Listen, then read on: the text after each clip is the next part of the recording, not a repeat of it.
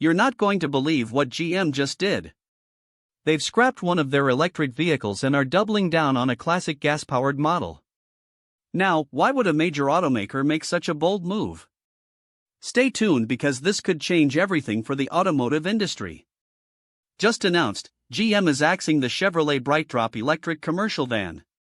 By the end of this video, you'll understand exactly why this decision is making waves, and wait until you hear what they're planning for 2026.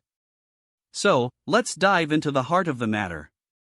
GM CEO Mary Barra revealed that the commercial electric van market isn't growing as expected.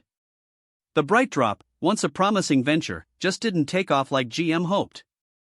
It's been used by big names like FedEx and Walmart, but slow sales forced GM to idle their Canadian plant. But here's where things get really interesting. Instead of waiting it out, GM is taking decisive action by doubling production of the gas-powered Chevrolet Equinox. Now, why the Equinox? It's simple. The demand for this compact SUV is through the roof.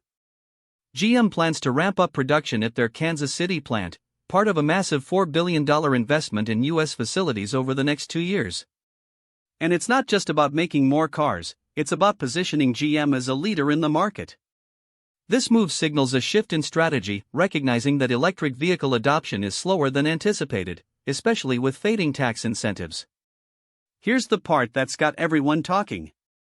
GM's pivot away from the BrightDrop is more than just a response to market demand. It's a strategic recalibration to focus on strong products that consumers are actually buying. While they remain committed to electric vehicles like the Equinox EV and Cadillac Escalade IQ, they're also preparing for a future where internal combustion engines still play a significant role. But what does this mean for the automotive future?